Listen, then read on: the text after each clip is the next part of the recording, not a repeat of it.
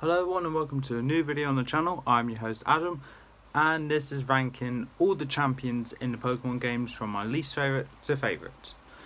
Now first of all, this is my opinion, so if your opinion is different, please leave in the comments below who your favourite champion is.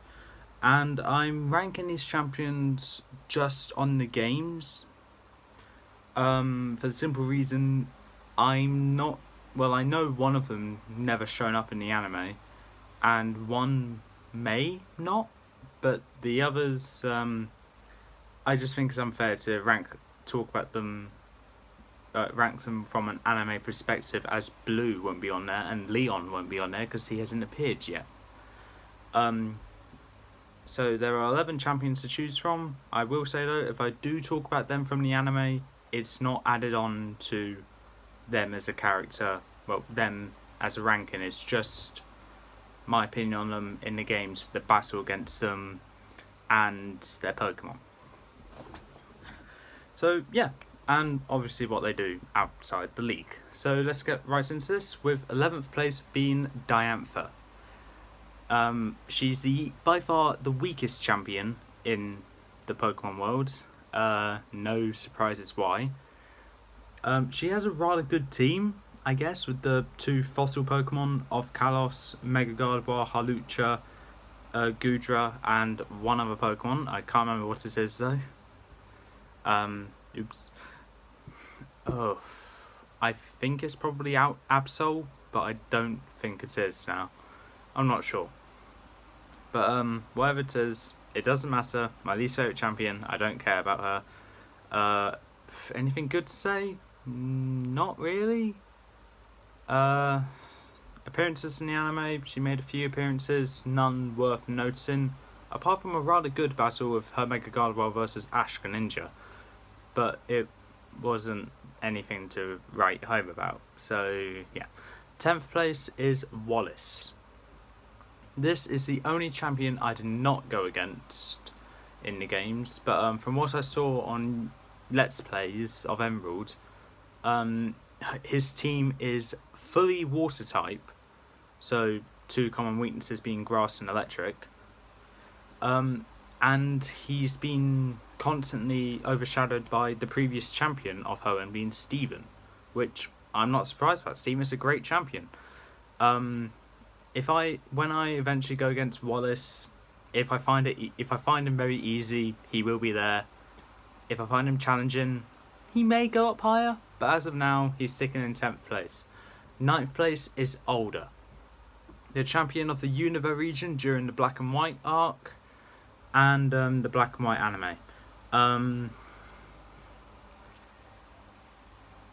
You don't go against him till the post-game, so which is a bit disappointing. I make something different and you get to battle a much better character, in my opinion, being N, but I'm pretty sure at the end of your game you're supposed to battle the champion, not finish off Team Plasma. I get which one's more important because world domination and everything, but still, I think a champion should be beaten at the end of the game instead of Team Plasma.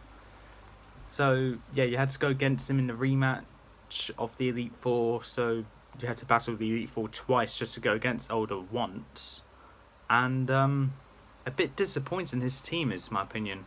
The Volcarona, yeah, that's good. Volcarona's good. Bouffalon, I haven't used, but I would say it's a rather good Pokemon, as in I've been hit by one quite a few times and it hits like a truck.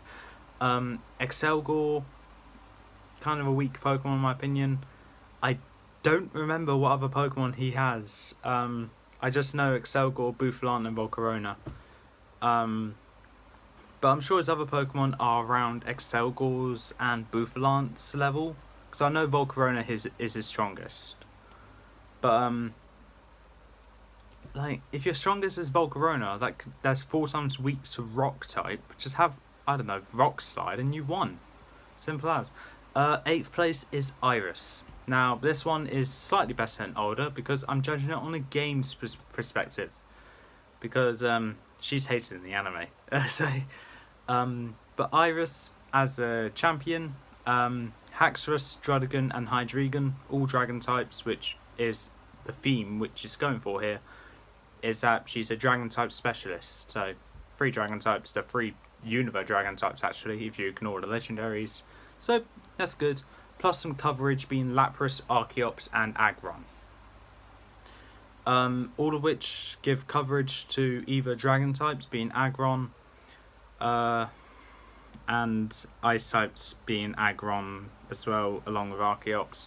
Dragon types, I mean, if a dragon type goes against Iris, I'm guessing she has Lapras and Aggron for that matter of fact, including the other dragons as well. But she also has Aggron and Archeops for ice types. Back then Fairy didn't exist, so yeah, Fairy. But if Fairy did exist in a rematch against Iris, she would have Aggron to help her against Fairy types. So yeah, pretty much nothing to be scared about. But there is one extra Pokemon that you should be terrified of that's on her team, and that is her Haxorus. I believe it has Dragon Dance, 3 rather strong moves, and the item Focus Sash. Meaning, unless you have Stealth Rock or any other setup move, you're not taking it down in one hit. So, with that being said, Iris can be terrifying if you let her set up with that Haxorus. Her Aggron has access to Automize, which increases his speed, and that's pretty much it. Like, it only outsped me a couple of times, but it hasn't really finished a challenge against her. And the others aren't really anything to be scared of, but be wary of the Hydreigon. Because Ghetsis' Hydreigon is strong. Iris's is a bit weaker, but still quite strong. 7th place we have Lance, the other dragon type specialist as a champion. The only reason he's higher than Iris is because he's actually appeared throughout your journey in the game that he's the champion in. So that would be Gold, Silver, Crystal, Heart Gold, Soul Silver. He actually appeared in that, helping out the main character, like, let's say, storming Team Rocket's secret base. I was contemplating on whether to put Iris higher though, but I decided to put Lance higher because of the fact he helps you out. But the reason why I was going to put him lower than Iris is because he has 3 Dragonites on his team. So not very unique Pokemon, because 3 but the same Pokemon. And they're all inappropriately leveled. Like, Dragonair evolves into Dragonite level 55. His Dragonite are barely level 50. So I don't know what he's doing, but I want some of that. But the rest of his team, Charizard, Aerodactyl and Gyarados, all quite good and deal very well to weaknesses to Dragon and Flying types, actually. I think, as a rumour or theory, the Charizard that Lance has was actually given to him by Red as an egg, and throughout Gold's journey through Johto, Lance was raising that Charmander, which I thought to be rather good, and I would like to believe that theory. But other than that, Lance having 3 Pokemon of the same species is something which I'm not happy about, and to be a specialist in one type I'm also not happy about, hence why you're this low. Still good though. 6th place is Leon, the undefeated champion of Galar. You beat him after, let's say, roughly a week of guessing the starter that he gave you. So the undefeated champion is defeated after a week of giving you a starter. Not very good for him, for his self-esteem anyway. He's basically the staple of Gigantamax and Dynamaxing phenomenon kind of thing, you know what I mean. But in my opinion, I personally think the Dynamaxing and the Gigantamaxing is a bit boring in my opinion compared to Z-moves and Mega Evolution. So I mean, don't get me wrong, Gigantamaxing does look good, but it's not really anything that I was hyped about. I was hyped about Mega Evolution, because who wouldn't want to see their favourite Pokemon get a Mega Evolution? I do, and I did. Staple Mega Evolution Lucario is, so yes. And then Z-moves.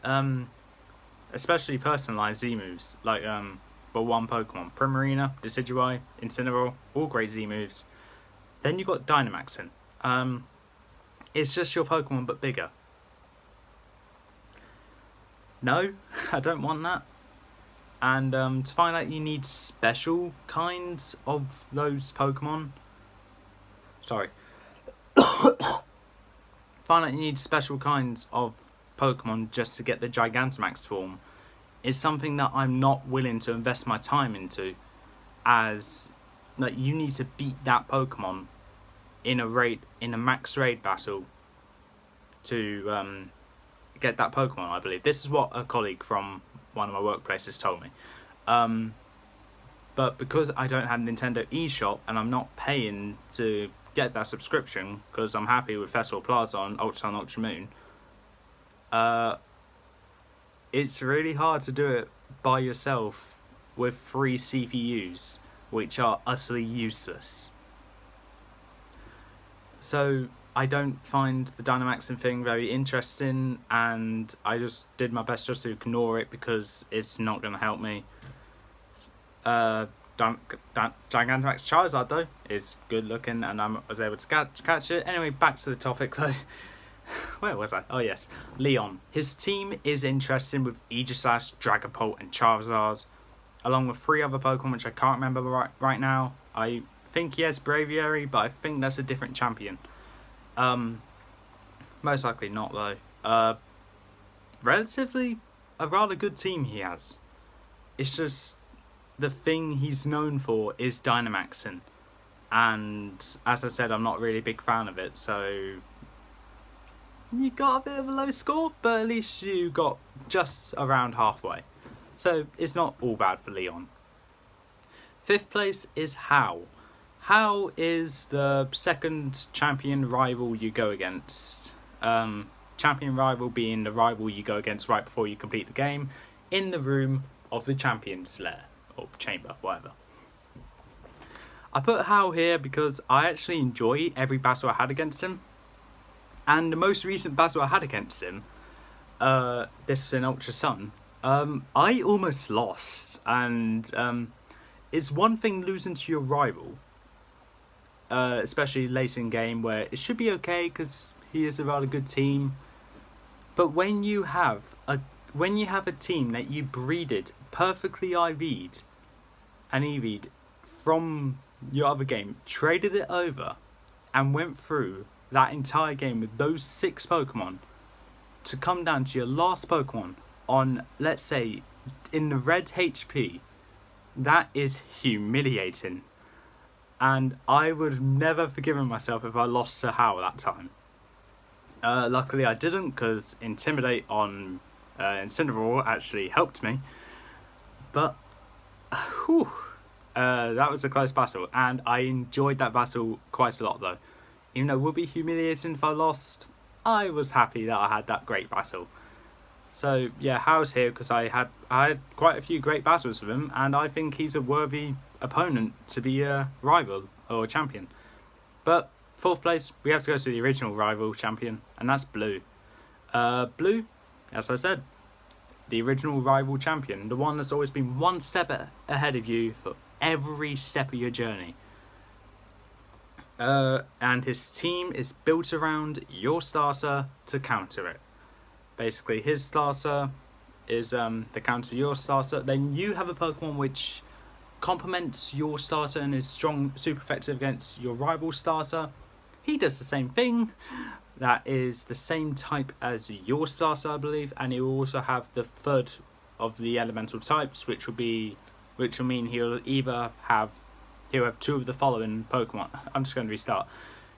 His team will have the starter, which you didn't pick, that is stronger against yours, along with 2 of these 3 Pokemon, Gyarados, Exeggutor and Arcanine, along with what I think is Alakazam, Rhydon, and I can't remember, Pidgeot.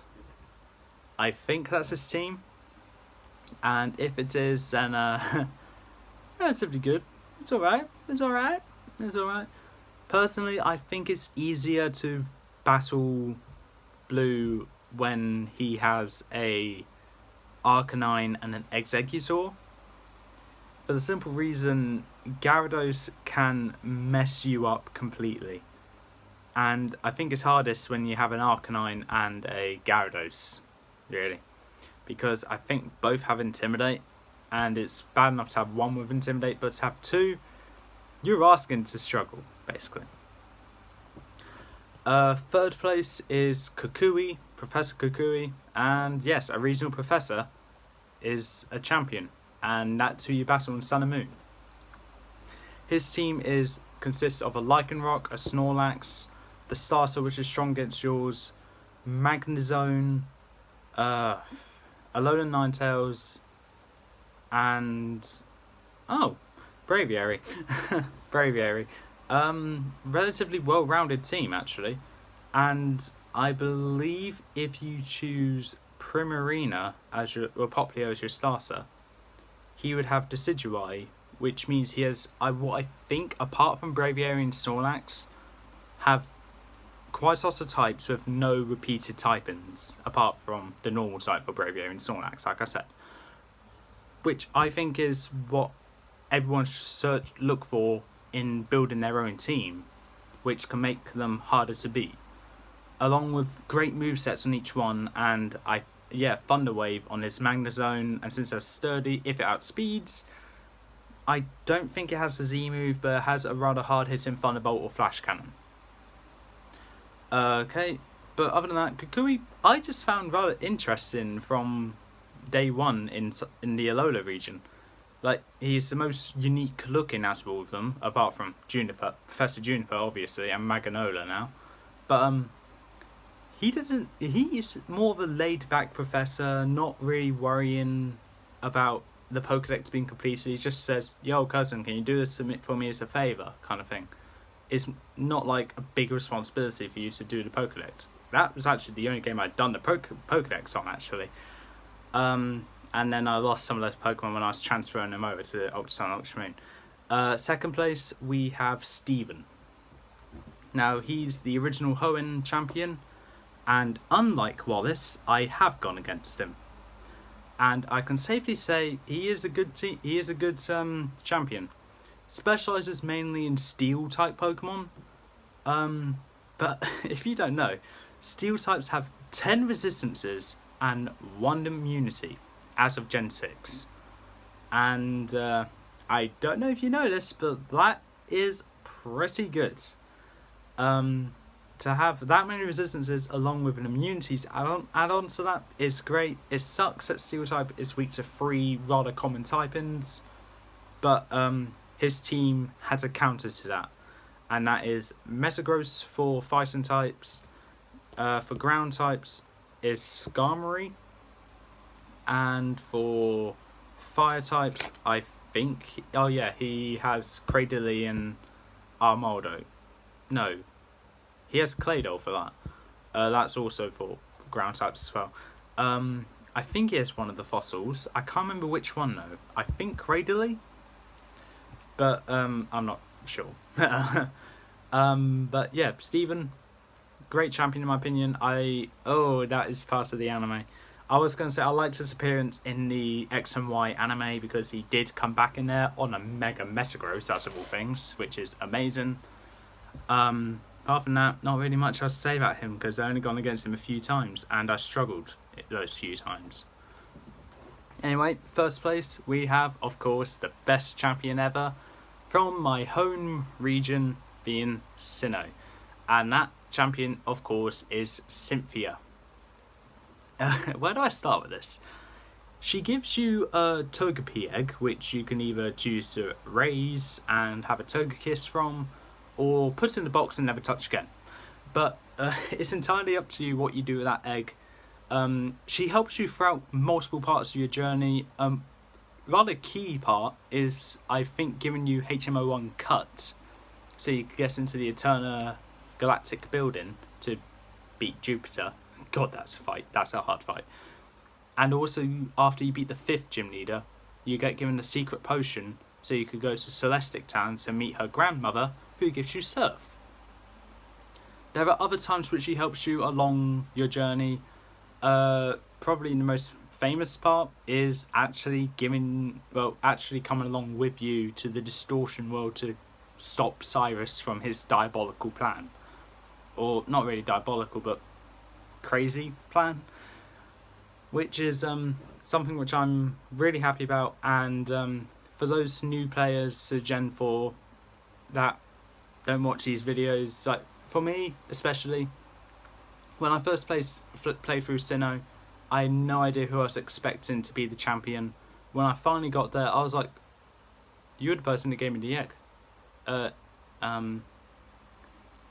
What are you doing here?"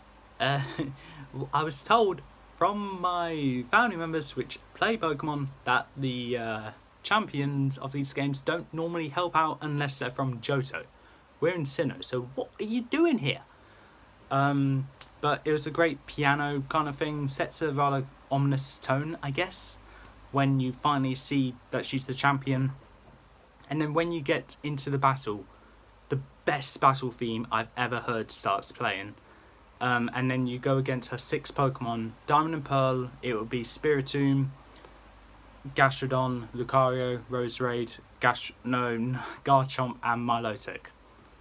And if it's in Platinum, it will be Spiritomb, Togekiss, Roserade, Lucario, Milotic and Garchomp. All 6 of them, well 7 technically, are all great Pokemon and her Garchomp is terrifying actually, terrifying to go against.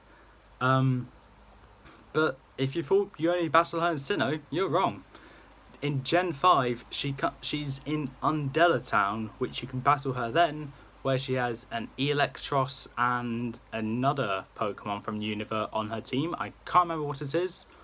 In the anime during Gen 5, she had a Glaceon, but not going to go into that. One more. Oh yeah, you battle her in Gen 7. No, there's also another time you battle her in Gen 5. And that's at the Pokemon World Tournament in Driftvale City, where you will have to fight a level 50, 3 of her Pokemon at level 50, whilst you're at level 50. So even level caps, it can be beaten, but I've personally never done it because A, I know I won't be able to do it, and B, if I somehow do, knowing me, I'm probably going to forget to save and regress and probably hate myself. And of course in Gen 7 you battle her in, and that's in the Battle Tree. Like the Pokemon World Tournament, I have not attempted that. But yeah, Cynthia's that popular, she comes back in future games just so you can battle her. And is the one thing, it's one of many things I'm looking forward to during the Diamond and Pearl remakes. When they come out. I don't know when they will, but I hope they do eventually.